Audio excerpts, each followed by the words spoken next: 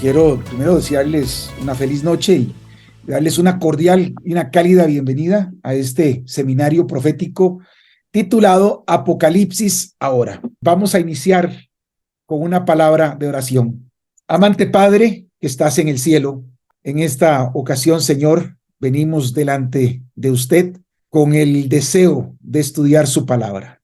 Señor, y queremos hacerlo con la unción de su Espíritu Santo. Que sea su Espíritu el que nos dirija y nos lleve a descubrir las grandes enseñanzas a través del libro de Apocalipsis para este tiempo del fin. Señor, que sus ángeles puedan hacer vallado de protección sobre cada hogar, sobre cada persona en este seminario, y que podamos disfrutar en esta hora de su presencia y de su compañía. Todo esto se lo pedimos en el nombre que es sobre todo nombre, en el nombre de Cristo Jesús. Amén. Vamos a iniciar haciendo una pequeña sinopsis de lo que vamos a aprender a través de este seminario profético. Hace un poquito más de 30 años, me entró el gusanillo de la lectura de la Biblia y empecé a estudiar específicamente el libro de Apocalipsis. Y no he podido dejar de estudiar hasta el día de hoy, y cada vez que lo estudio aprendo nuevas aplicaciones, nuevas cosas, y quiero compartir con ustedes un poquito de lo que he logrado aprender de una forma autodidacta a través de estos años. En la Biblia hay temas que son importantes, podemos decir que son temas de vida o de muerte. Todos los temas en la Biblia son importantes, pero lo que vamos a aprender a través de este seminario profético es tan importante que puede marcar nuestro futuro. Si yo les preguntara a ustedes en esta noche, ¿cuántos de los que están presentes en este seminario quisieran irse con el Señor Jesucristo cuando Él venga por segunda vez? Me imagino que algunos levantarán la mano, otros tal vez nunca han estudiado la Biblia, otros tal vez nunca han escuchado hablar de Jesús. Pero vamos a entrar en el manual de instrucciones que la Biblia nos da para este tiempo final que se denomina el tiempo del fin. Hoy, de acuerdo a los ufólogos, hubo un ser que dice que viene del futuro, que hoy supuestamente se acababa el mundo y que iban a venir una invasión extraterrestre. Bueno, el mundo está bombardeado por este tipo de noticias. Hay guerras, rumores de guerras, hay una efervescencia en el mundo político, en los Estados Unidos, en Rusia, en Ucrania, en Japón, en China. La gente siente que algo está sucediendo y que algo está a punto de suceder. Pues si usted siente eso, quiero decirle que está completamente en lo correcto. El mundo está a punto de presenciar el evento más importante de toda su historia, que es la segunda venida del Señor Jesucristo. Y para eso vamos a utilizar como nuestro libro de texto la Biblia. Si usted nunca ha leído la Biblia, pues es una gran oportunidad para hacerlo en este seminario. Y vamos a ir de lo más sencillo a lo más complejo. Así que si ustedes no tienen una Biblia, pues tráiganse la Biblia, tráiganse dónde anotar, papel y lápiz. Y si ustedes tienen alguna inquietud que sale durante el estudio, lo pueden anotar y al final vamos a hacer una sección para poder responder algunas preguntas. Lo primero que es importante es este libro. ¿Quién lo escribió? Y para contestar esto, vamos a dejar que sea la misma Biblia la que nos conteste. Vamos a ir a la segunda epístola universal de San Pedro Apóstol en el capítulo número 1. Y vamos a ver quién escribió la Biblia. Segunda de Pedro, capítulo 1 y el versículo 21. Esto es muy importante porque dentro de este grupo tenemos una variedad interesante de personas que tienen diferentes actividades, diferentes niveles académicos y culturales. Entonces vamos a ir de lo básico. No importa en el nivel que usted se encuentre con respecto a este libro, vamos a iniciar de lo básico y vamos a ir de la mano hasta llegar a las aguas profundas de la palabra de Dios. Segunda de Pedro, capítulo 1 y el versículo número 21. Dice así: porque nunca la profecía fue traída por voluntad humana, sino que los santos hombres de Dios hablaron siendo inspirados por el Espíritu Santo. Entonces, los que escribieron la Biblia fueron hombres de Dios, pero no escribieron lo que ellos quisieron escribir. Escribieron lo que el Espíritu Santo les inspiró a escribir. Y ahora yo les voy a hacer una pregunta. ¿Saben ustedes cuántos hombres escribieron la Biblia? La respuesta es la siguiente: fueron 40 autores distintos a través de un periodo de 1600 años. Escribieron la Biblia, pero como ustedes pueden notar, no escribieron lo que ellos querían escribir. Escribieron lo que Dios, el Espíritu Santo, les inspiró a escribir.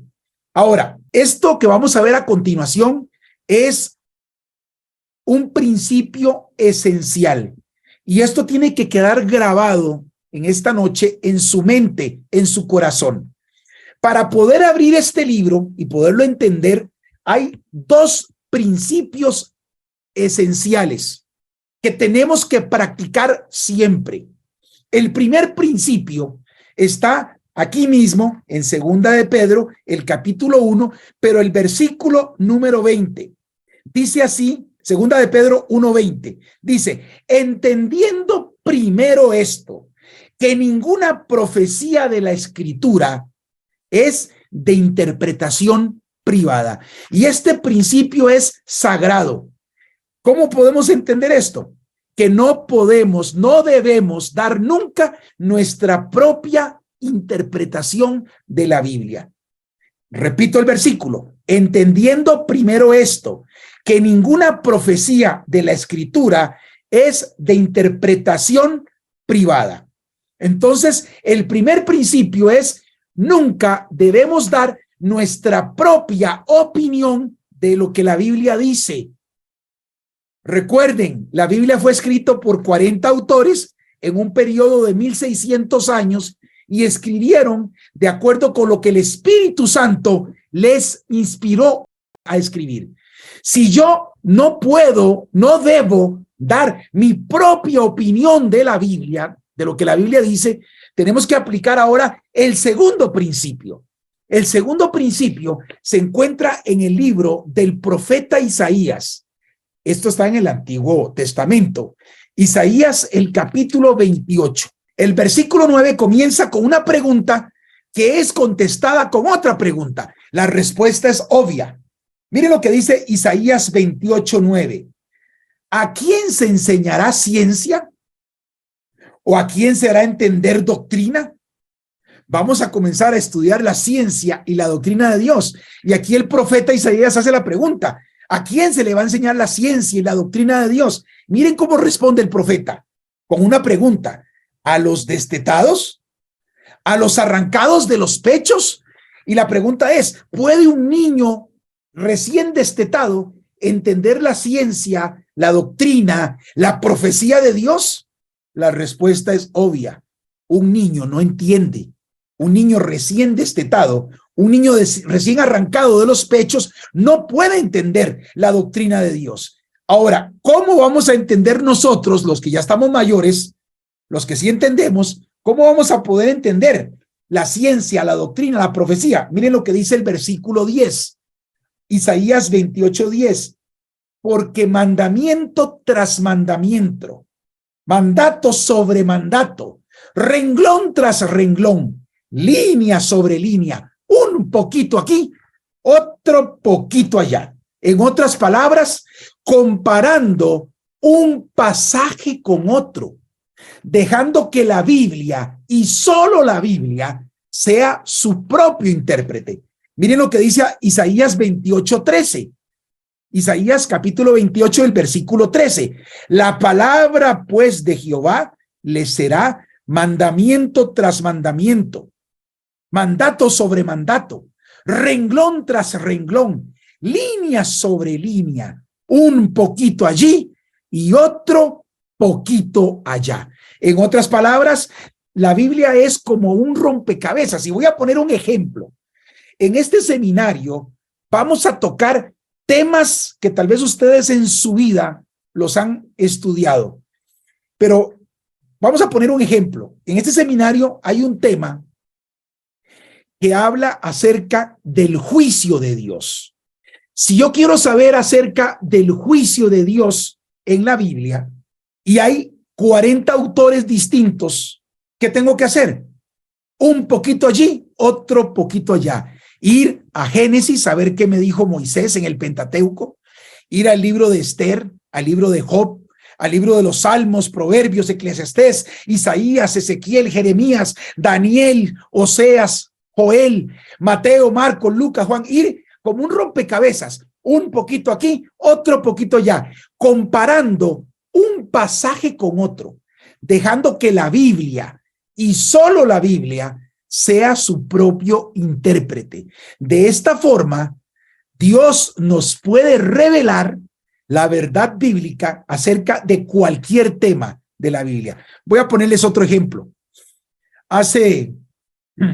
Yo he participado en muchísimos funerales. Esta semana tuvimos la pérdida de una persona que era como mi mamá, aprecié muchísimo, murió el domingo.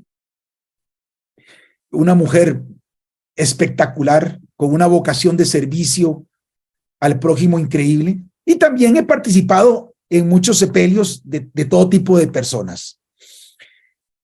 Una vez, un joven compañero de colegio de uno de mis hijos se accidentó en el carro y perdió su vida.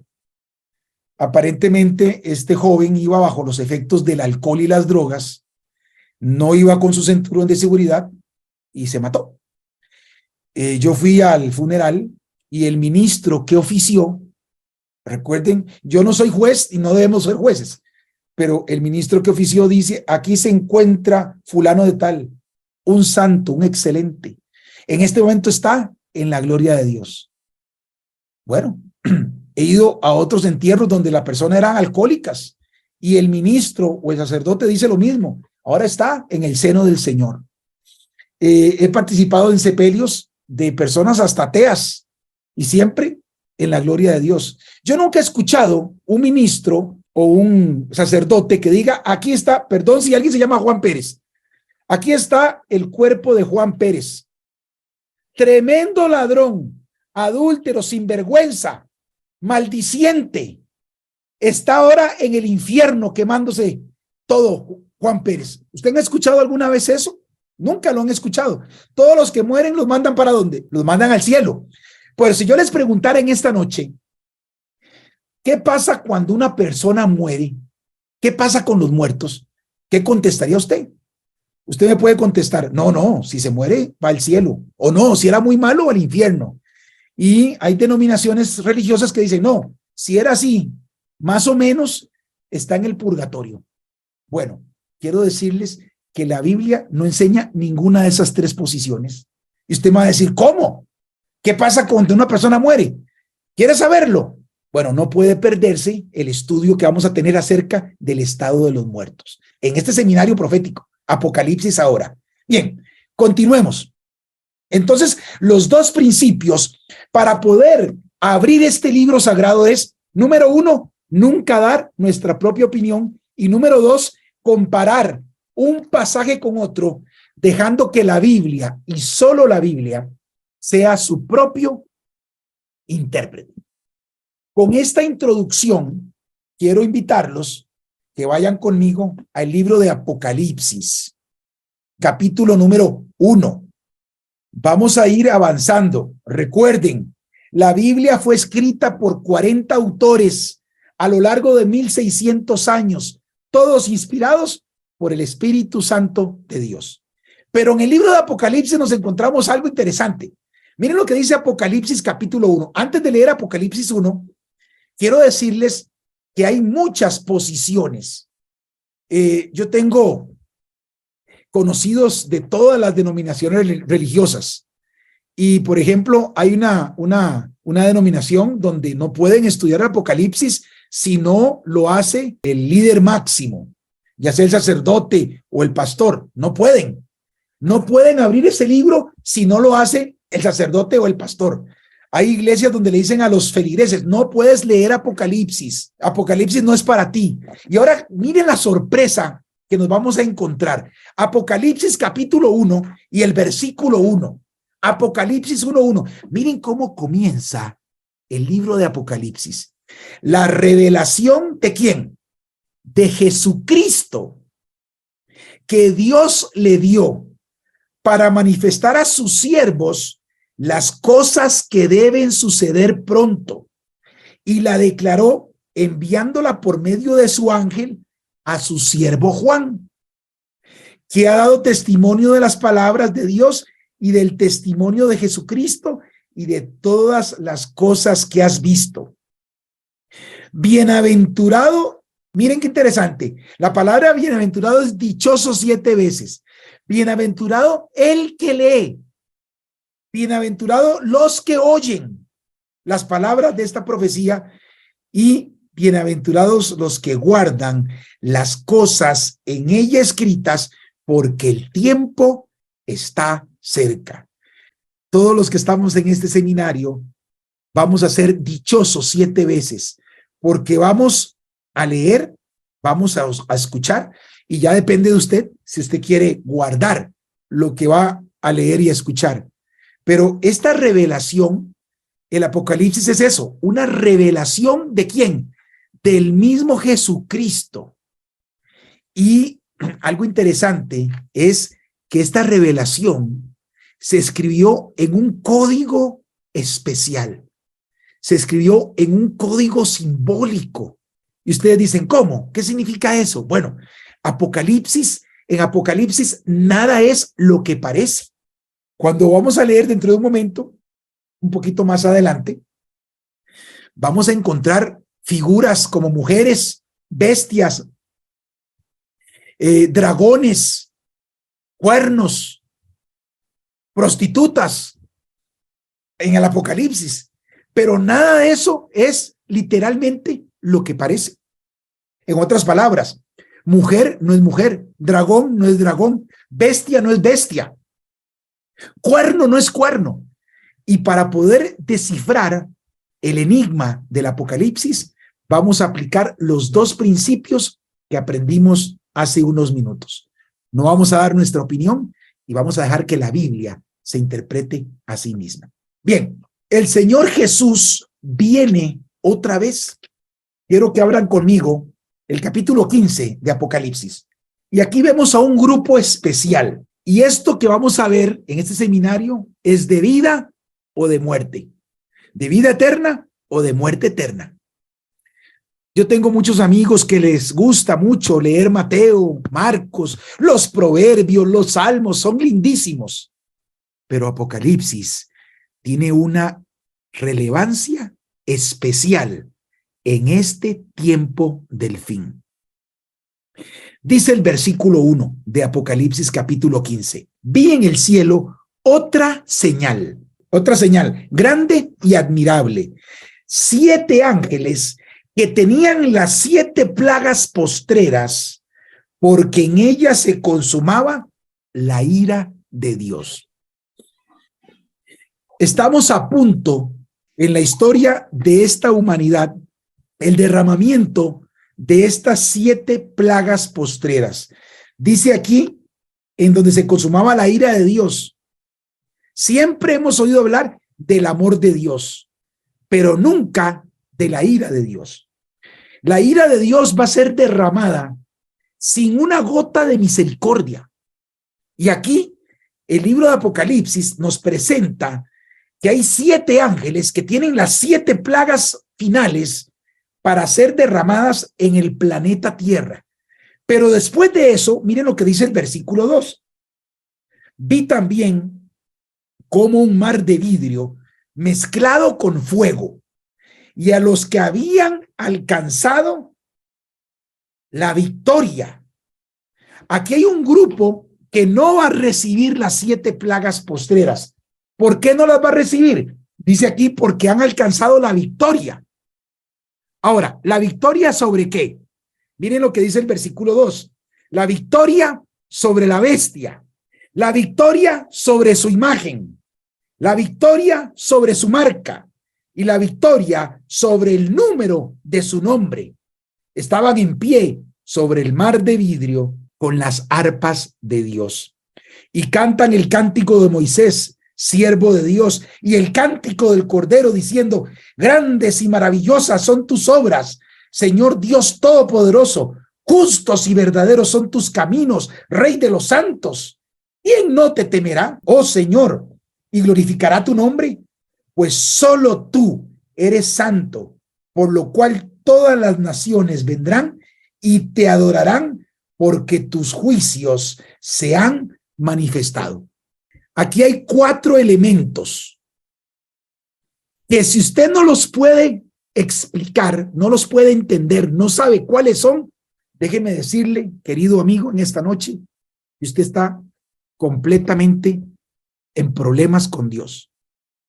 Y les voy a demostrar por qué. Si tú no sabes lo que es la bestia, lo que es la marca de la bestia, lo que es el número de su nombre y lo que es su imagen, vas a tener problemas. Y te voy a explicar por qué. Vamos a ver qué pasa cuando se derrama la primera plaga. Apocalipsis capítulo 16 y el versículo número 1. Oí una gran voz que decía desde el templo a los 7 ángeles: id y derramad sobre la tierra las 7 copas de la ira de Dios. Ahí vienen las 7 plagas. Cuando Dios le dice a los ángeles: ahora sí, derramen la primera copa, miren lo que pasa. Fue el primero y derramó su copa sobre la tierra, y vino una úlcera maligna y pestilente sobre los hombres que tenían la marca de la bestia y que adoraban su imagen. Y aquí tenemos un problema. La única forma de obtener victoria es conociendo lo que es la marca de la bestia y lo que es su imagen. Si tú no sabes lo que eso significa, puedes estar adorando a la bestia, recibiendo su marca y adorando su imagen sin saberlo, y te haces acreedor a la primera plaga. Y lo que busca este seminario es darte las herramientas y el conocimiento, en primer lugar, para que entiendas que el Señor Jesucristo es el que puede lograr en ti que tengas victoria. Número 2, que el Señor Jesucristo es el único que te puede transformar, que te puede salvar, y Él es el que viene por ti en su segunda venida.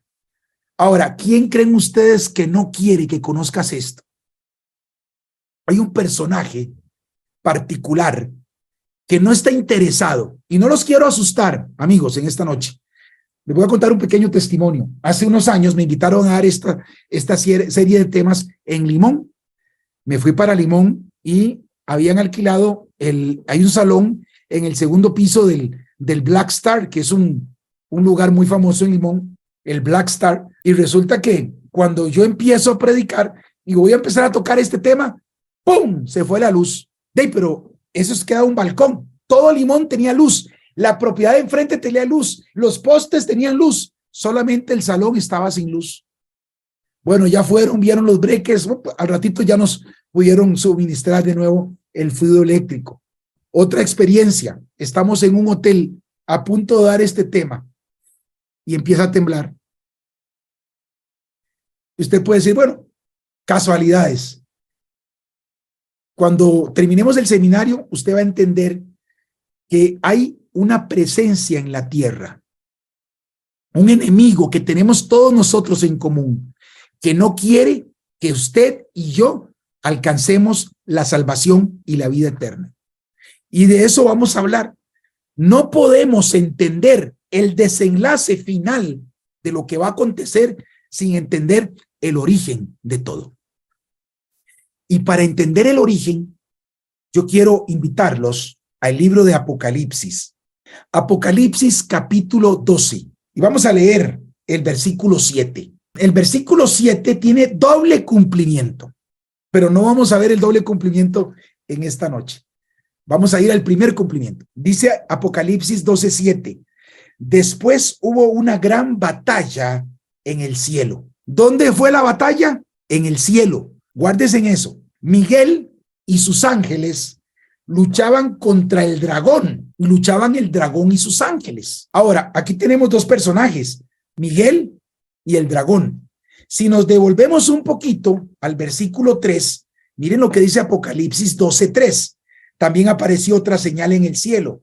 He aquí un gran dragón escarlata que tenía 7 cabezas y 10 cuernos, y en sus cabezas 7 diademas, y su cola arrastraba la tercera parte de las estrellas del cielo y las arrojó sobre la tierra. Aquí tenemos un personaje que entra en conflicto, en pelea con Miguel. Miguel, cuando se habla de Miguel en la Biblia, es en hebreo, ¿quién como Dios? Estamos hablando de Dios o de Jesús. Miguel es Jesús. ¿Y quién es el dragón? Si yo les preguntara en esta noche a cada uno de ustedes, piénselo nada más, ¿quién es el dragón para usted? Una vez le pregunté en un estudio que estaba dando a una familia en Heredia, les pregunté, ¿quién es el dragón? Y brinca un misionero y dice, el dragón es la Unión Soviética. ¿Ok? Otro dijo, no, el dragón es, ahí dio otro nombre de otro país. Pero la Biblia nos dice que no podemos dar nuestra propia opinión. Vamos a dejar que la Biblia nos diga quién es el dragón. Versículo número 9. Dice, y fue lanzado fuera el gran dragón, la serpiente antigua, que se llama Diablo y Satanás, el cual, y presten atención a esta frase, el cual engaña al mundo entero.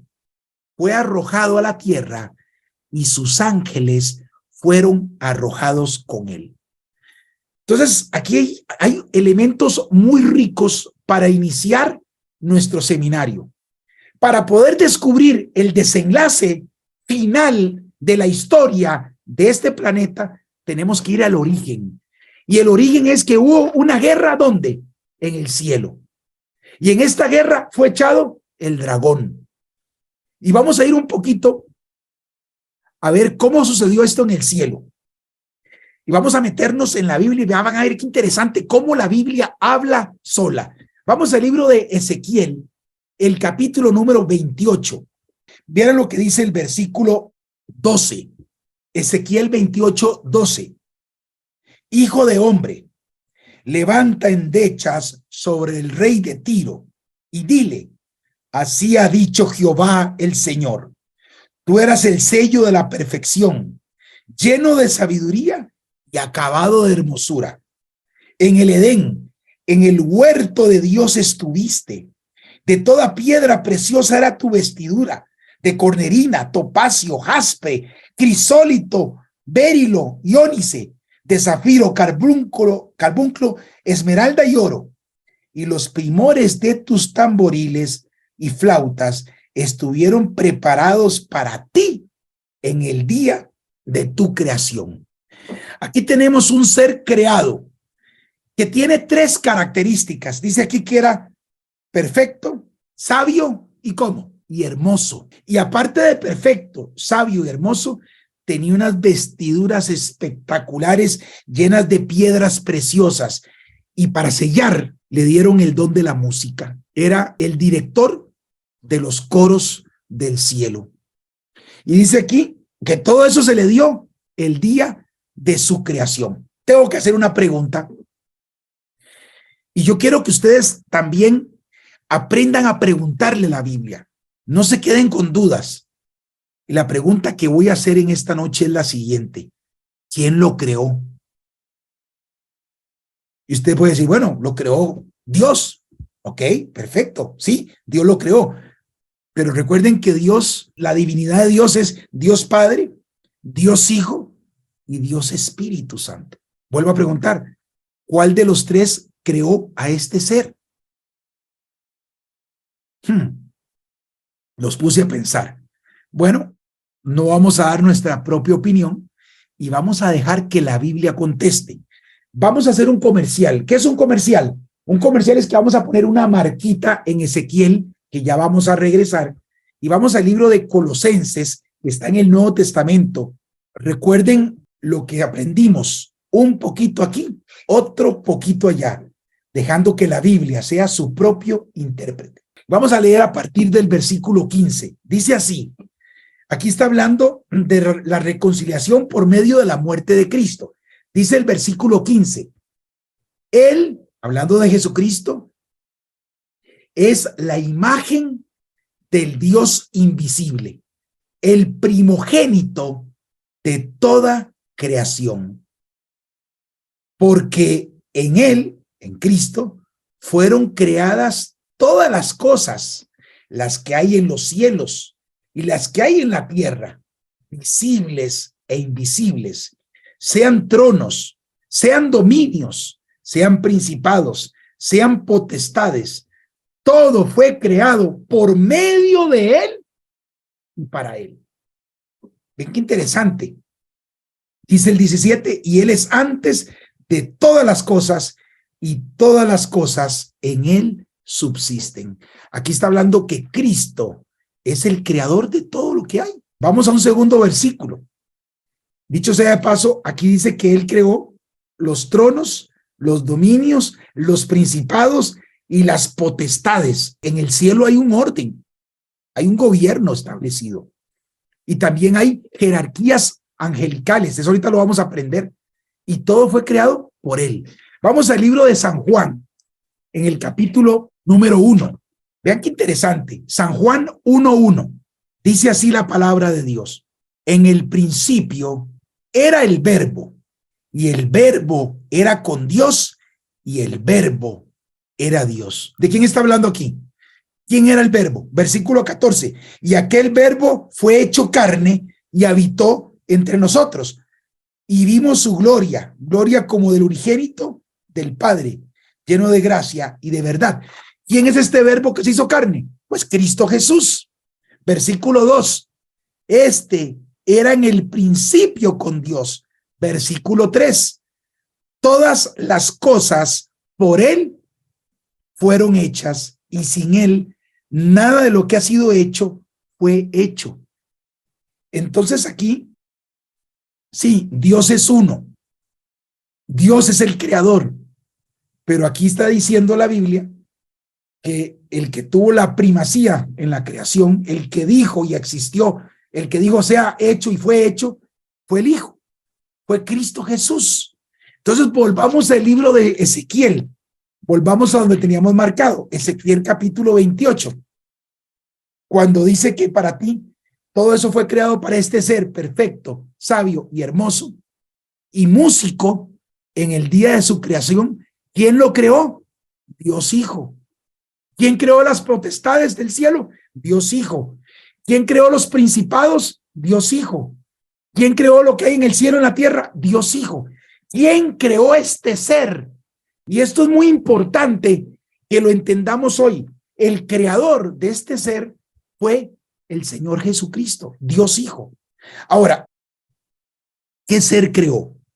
Vamos al versículo 14 de Ezequiel 28. Recuerden, perfecto, sabio y hermoso, músico y con unas vestiduras espectaculares. Imagínense qué espectáculo. Versículo 14. Tú, querubín grande, protector. El ser que Jesús creó fue un querubín.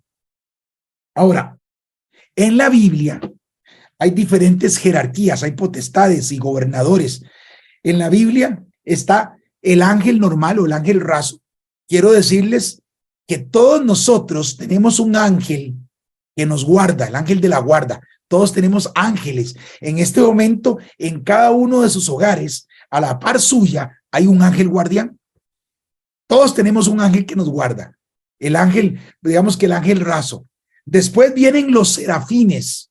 Los serafines tenían 6 alas y eran de una jerarquía superior a los ángeles de la guarda. Y después vienen los querubines. Los querubines tenían una característica muy particular. Aquí el querubín era protector. Yo tengo que preguntar otra vez, ¿y qué estaba protegiendo el querubín? Algo muy importante es lo que protegía. Y para poder entender lo que protegía, vamos a ir al libro de Éxodo. Vean qué interesante. Pongan una marquita en Ezequiel, porque ya regresamos, y vamos para Éxodo. Vamos a ir lo más rápido posible a Éxodo capítulo 25. Dios le da una instrucción a Moisés. Dice Éxodo capítulo 25 y el versículo número 8. Dice, y harán un santuario para mí y habitaré en medio de ellos. Ahora vean la instrucción de Dios. Conforme a todo lo que yo te muestre, el diseño del tabernáculo y el diseño de todos sus utensilios, así lo haréis. Dios le dijo a Moisés, Moisés, mira, vas a hacerme un santuario porque yo voy a habitar con ustedes. No sé si ustedes han escuchado del santuario. Si no lo han escuchado, yo voy a tener un seminario solamente para hablar del santuario y todo lo que representa el santuario y para qué servía el santuario. Pero bien, Dios no solamente le da la instrucción a Moisés, sino que también le dice, vas a hacerlo conforme al modelo, a los planes. Esto es muy importante. Dios nunca deja detalles a la imaginación del hombre. Dios es específico. Y aquí Dios le da a Moisés los planos, las medidas, los materiales, absolutamente todo. Y ahorita vamos a ver por qué. Versículo 10. Harán también un arca de madera, de acacia, cuya longitud será de 2 codos y medio, su anchura de codo y medio y su altura de codo y medio. Paremos ahí. Para entenderlo en medidas nuestras, un codo en la Biblia es aproximadamente de 48 a 50 centímetros. Vamos a usar la medida estándar de 50 centímetros. Entonces, esta arca de madera tenía 2 codos y medio de ancho, 2 codos y medio, 1,25 m de largo. Su longitud era de 2 codos y medio, o sea, 1,25 m de largo. Su anchura de codo y medio, o sea, 75 centímetros de ancho, y su altura de codo y medio. O sea, tiene una altura de 75 centímetros, o sea, 1,25 m de largo por 75 de ancho por 75 de alto. Y la cubrirás de oro puro por dentro y por fuera. Y harás sobre ella una cornisa de oro alrededor. Una cornisa es como un pequeño borde alrededor de la boca del arca. Fundirás para ella 4 anillos, versículo 12 de oro, que pondrás en sus 4 esquinas, 2 anillos a un lado de ella y 2 anillos al otro lado. Harás unas varas de madera de acacia, las cuales cubrirás de oro, y meterás las varas por los anillos a los lados del arca para llevar el arca con ellas. ¿Ok? Versículo 15. Las varas quedarán en los anillos del arca, no se quitarán de ella. Y ahora viene una pregunta aquí, algo interesante. Dice el 16, y pondrás en el arca el testimonio que yo te daré. Voy a hacer una pregunta, la voy a contestar yo, pero ustedes la pueden contestar ahí con las personas con las cuales están. ¿Quién inspiró la Biblia? Dios, Espíritu Santo. ¿Es toda la Biblia inspirada por Dios? ¿Sí o no? ¿Es toda la Biblia inspirada por Dios? Sí, correcto. Toda la Biblia es inspirada por Dios. Si yo les dijera en esta noche que hay una parte de la Biblia que no fue inspirada por Dios, ¿usted me creería? Si yo le dijera a usted que hay una parte que no fue inspirada por Dios, vamos a leer un versículo primero. Está en segunda, pongo una marquita en Éxodo, segunda de Timoteo, capítulo 3 y el versículo 16. Segunda de Timoteo 3, 16. Dice así la palabra de Dios. Segunda de Timoteo 3, 16. Toda la escritura es que inspirada por Dios y útil para enseñar, para redarguir, para corregir, para instruir en justicia, a fin de que el hombre de Dios sea perfecto, enteramente preparado para toda buena obra. Entonces la Biblia dice que toda la Biblia es inspirada por Dios. Al principio de nuestro estudio vimos que Dios inspiró a través de su Espíritu Santo a estos escritores, a los 40 escritores. Pero si yo les dijera en esta noche, amigos, hay una parte que está en la Biblia que no fue inspirada. ¿Ustedes me creen? Vamos a ver esto un poquito más en detalle. No sé, algunos se ríen. Aquí puse un recuadro distinto. Algunos se ríen. Pero yo les voy a demostrar que hay una parte que no fue inspirada por Dios. Usted dice, ¿pero cómo? Vamos al libro de Deuteronomio. No pierdan Éxodo. Deuteronomio capítulo 4. Miren lo que dice aquí. Dice que en el arca puso su testimonio. Vamos a ver cuál es ese testimonio. Ese testimonio es el que no está inspirado. Miren lo que dice Deuteronomio 4. Y a versículo 12. Y habló Jehová con vosotros en medio del fuego. Oísteis la voz de sus palabras, mas a excepción de oír la voz, ninguna figura visteis.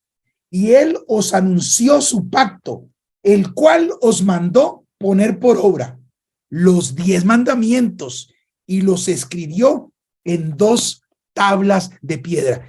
¿Quién escribió los 10 mandamientos? Bien, vea qué interesante. Ahora devolvámonos. Dice, aquí le llama el pacto de Dios. Él escribió su pacto.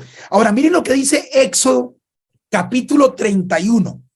Ahí cerquita donde estábamos. Recuerden el principio. Un poquito allí, otro poquito allá. Por eso vamos a aprender mucho cuando estudiamos la Biblia con el procedimiento que Dios establece. Miren lo que dice Éxodo capítulo 31 y el versículo número 18. Presten atención, dice, y dio a Moisés, cuando acabó de hablar con él en el monte del Sinaí, 2 tablas de ¿qué? Del testimonio. Se le conoce también como las tablas del testimonio. Tablas de piedra, escritas ¿con qué? Con el dedo de Dios. Entonces ahora sí, hay una parte en la Biblia que no fue inspirada por Dios. ¿Me creen? ¿Cuál es la parte que no fue inspirada por Dios? La parte que Dios escribió él mismo. Los 10 mandamientos. Dios no se los inspiró a ningún hombre. Dios decide escribirlos con su propio dedo. Y Moisés agarra esas tablas de piedra y mire dónde las coloca. Volvamos a Éxodo capítulo 25, versículo 16. Y pondrás en el arca el testimonio que yo te daré. Sigamos leyendo. Los 10 mandamientos escritos con el dedo de Dios están en el arca del testimonio. Así se le conoce, el arca del pacto. Versículo 16. Y pondrás en el arca el testimonio que yo te daré. 17. Y harás un propiciatorio de oro, o sea, una tapa para el arca de oro fino, cuya longitud será de 2 codos y medio, o sea, 1,25 m, y su anchura de codo y medio. Exactamente la misma dimensión del arca. Harás también, versículo 18, vean qué interesante, harás 2 querubines de oro, labrados a martillo, los harás en los 2 extremos del propiciatorio. Harás pues un querubín de un extremo y un querubín en el otro extremo, de una pieza con el propiciatorio. Hará los querubines en sus 2 extremos. Versículo 20. Y los querubines extenderán por encima las alas, cubriendo, protegiendo con sus alas el propiciatorio. ¿Qué estaban protegiendo los querubines? El contenido del arca. ¿Qué es lo que había en el arca? Los 10 mandamientos. Dice, sus rostros, el uno enfrente del otro, mirando el propiciatorio, los rostros de los querubines, y pondrás el propiciatorio encima del arca, y en el arca pondrás el testimonio que yo te daré. En otras palabras, estos querubines estaban protegiendo el contenido del arca. ¿Cuál era el contenido del arca? Los 10 mandamientos. Ahora sí, volvamos a Ezequiel capítulo 28. Vamos a Ezequiel capítulo 28 y miren lo que dice el versículo 14. Ezequiel 28, 14. Tú, querubín grande, recuerden este querubín, perfecto, sabio, hermoso, con vestiduras espectaculares llenas de piedras preciosas y, aparte de eso, con el don de la música. Y tú, querubín grande, protector. Yo te puse en el santo monte de Dios. Allí estuviste, en medio de las piedras de fuego te paseabas. Perfecto eras en todos tus caminos, desde el día en que fuiste creado hasta que se halló en ti ¿qué? Maldad. Y aquí viene un versículo clave en esta noche. A causa de la multitud de tus contrataciones, fuiste lleno de iniquidad. ¿Y qué dice ahí? ¿Y qué hizo? Y pecaste. Aquí este querubín cometió pecado. Y ahora viene la pregunta. Recordemos que tenemos que ser muy preguntones. Si yo les preguntara en esta hora, ¿qué es pecado? Vamos a ver lo que es pecado. Vamos al libro de Primera de Juan en el Nuevo Testamento. No pierdan Ezequiel. Primera de Juan, capítulo 3 y el versículo 4. Está casi llegando al Apocalipsis. No lo confundan con el Evangelio de San Juan. Es primera epístola de San Juan, capítulo 3, versículo 4. Aquí viene la única definición de pecado que da la palabra de Dios. Dice el versículo 4, todo aquel que comete pecado infringe también la ley. Pues el pecado, ¿qué es? ¿Qué es el pecado? Infracción de la ley. ¿Quién fue el primer pecador del universo? Hay gente que creía que era Adán y Eva. Pues está equivocado, no era Adán. Escuchen, Adán no fue el primer pecador ni Eva. El primer pecador en el universo era este querubín que tenía la misión de proteger la ley que quebrantó. Este querubín, en vez de proteger la ley de Dios en el cielo, porque vean qué interesante, vamos a Apocalipsis capítulo 11, para que vean que todo está amarrado. Apocalipsis 11, versículo 19. Aquí Juan ve en una visión, miren lo que ve, Apocalipsis 11, 19. Dice así, y el templo de Dios fue abierto ¿dónde? En el cielo. Y el arca de su pacto se veía en el templo. Y hubo relámpagos, voces, truenos y un grande terremoto y grande granizo. En el cielo existe un santuario. Dios le dio las medidas a Moisés, que es para que fuera una copia del santuario del cielo. Y este santuario en el cielo tiene un arca. ¿Y qué creen que está dentro del arca en el santuario del cielo? Los 10 mandamientos, escritos ¿por quién? Por Dios.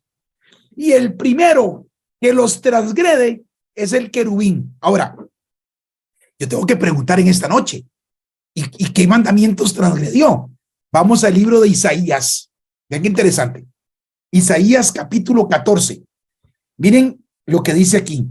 Isaías 14, versículo 12. Ahorita vamos a entender por qué lo echaron del cielo. Isaías 14, 12. ¿Cómo caíste del cielo, oh lucero, hijo de la mañana? Cortado fuiste por tierra, tú que debilitabas a las naciones. Y ahora viene el pecado. Tú que decías en tu corazón, subiré al cielo, en lo alto, junto a las estrellas de Dios, levantaré mi trono. ¿Dónde? En el monte de ¿dónde? ¿Recuerdan cuál es el testimonio de Dios? Dice aquí que en el monte del testimonio, donde están los mandamientos de Dios, él quería levantarse un trono.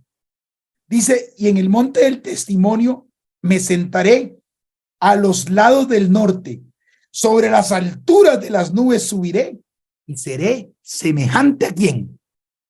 Al Altísimo.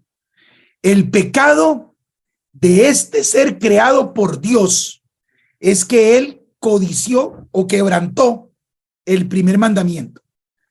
Más adelante vamos a hablar de los mandamientos, pero el primer mandamiento dice, si lo quieren buscar, está en Éxodo 23, dice, no tendrás dioses ajenos delante de mí.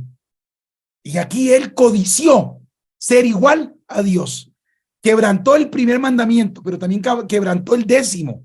El 10º dice, no codiciarás. Él codició el puesto de Dios.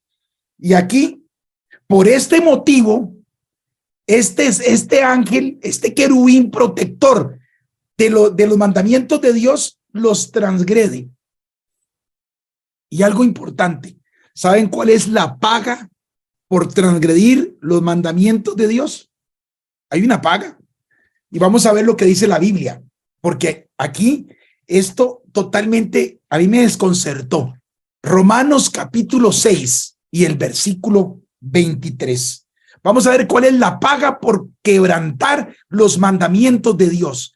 Romanos 6:23 dice así: porque la paga del pecado, ¿qué es? Muerte. Por supuesto, mas la dádiva de Dios, el regalo de Dios, es vida eterna en Cristo Jesús. Pero la paga por quebrantar los mandamientos de Dios escritos con su dedo es la muerte. En otras palabras, lo que este ser, Luzbel, merecía era la muerte. Pero aquí viene algo espectacular. Dios no lo mató. Vamos al libro de Ezequiel y aquí nos damos cuenta algo que hizo este querubín. Ezequiel capítulo 28, versículo número 16. Ezequiel 28, 16. Dice: a causa de la multitud de tus contrataciones, fuiste lleno de iniquidad y pecaste, por lo que yo te eché del monte de Dios y te arrojé de entre las piedras del fuego, oh querubín protector. Se enalteció tu corazón a causa de tu hermosura, corrompiste tu sabiduría a causa de tu esplendor. Yo te arrojaré por tierra delante de los reyes y te pondré para que miren en ti. Ahora, aquí dice que a causa de tus contrataciones, ¿saben lo que hizo este ser? Como él quería ser igual a Dios, él quería sentarse en el trono de Dios, él tenía un problema. La ley de Dios se lo impedía. Mientras exista ley, él no puede reinar en el lugar de Dios. Entonces él se dedicó a desprestigiar a Dios. Entonces él fue donde algunos ángeles, y como era un ángel de luz, con una sabiduría y una hermosura espectacular, aparte muy admirado porque era músico, era el que dirigía los coros del cielo. Hay gente que me dice: ese es Satanás. Digo, no, ese se llamaba Luzbel, ángel de luz. Este ángel de luz empezó a decirle a los ángeles: ¿saben una cosa, ángeles? Nosotros no necesitamos de una ley porque nosotros somos santos. Dios es un tirano porque él nos pone una ley. Nosotros no ocupamos ley. Si yo fuera gobernante sobre ustedes, ustedes tendrían un montón de beneficios porque yo soy de ustedes. Yo sé lo que sienten ustedes. Yo voy con ustedes. ¿A qué se les parece ese discurso? El discurso de un político demagogo, el primer demagogo, el primer político, igual de mentiroso, Luzbel. Y él empezó a crear incertidumbre en el gobierno de Dios. Empezó a socavar por debajo la soberanía de Dios. ¿Saben cuántos ángeles logró convencer? A una tercera parte de los ángeles del cielo. ¿Sabe cuántos ángeles son esos? Dice la Biblia que los ángeles del cielo son millares de millares y millones de millones. Entonces, ¿cuánto es una tercera parte de millares y millones de millones? Un montón. Y ahora viene aquí el cierre de este primer estudio. Apocalipsis, capítulo número 12. Apocalipsis, capítulo número 12 y el versículo número 7. Tenemos al ser creado rebelándose contra su creador, desprestigiando a su creador y socavando los fundamentos del gobierno celestial y quebrantando la ley eterna de Dios en el cielo. Apocalipsis 12:7. Ahora sí lo vamos a entender. Después hubo una gran batalla en el cielo. Miguel y sus ángeles luchaban contra el dragón, y luchaban el dragón y sus ángeles, pero no prevalecieron, ni se halló ya lugar para ellos en el cielo. Y fue lanzado fuera el gran dragón, la serpiente antigua, que se llama Diablo y Satanás, el cual engaña al mundo entero. Fue arrojado a la tierra y sus ángeles fueron arrojados con él. Explota en el cielo una guerra de supremacía. ¿Qué correspondía hacer con este ángel? Destruirlo. La paga del pecado es muerte, pero Dios le dejó vivir y lo echó junto con la tercera parte de los ángeles que se rebelaron con Dios por una palabra, por amor. ¿Qué hubieran pensado los ángeles que no pecaron, pero sí escucharon a Luzbel hablar contra Dios? ¿Qué hubieran pensado si Dios destruye a este ángel? La paga del pecado es muerte, lo extermina. ¿Qué hubieran pensado los ángeles que no pecaron? Hubieran dicho, uy, qué torta. Yo creo que el querubín tenía razón. Aquí el hombre es un tirano. Mejor calladitos, más bonitos, porque el hombre, aquí el que se le opone, lo mata, lo destruye. Por eso Dios, en un acto increíble de amor, se conoce en la Biblia como el misterio de la piedad. En un acto de amor increíble, lo echa del cielo. Y ahora viene el problema. Escuchen bien. ¿Dónde explota la guerra? En el cielo. ¿Dónde se transgrede la ley de Dios? En el cielo. ¿Dónde se da el primer pecador? En el cielo. Y ahora viene el problema. Esa guerra que explota en el cielo es una guerra de adoración, es una guerra de lealtad al Creador. Ahora, ¿a dónde se traspasa la guerra? ¿Dónde explota la guerra ahora? En la tierra. Miren lo que dice Apocalipsis capítulo 12, versículo 12. Por lo cual, alegraos cielos y los que moráis en ellos.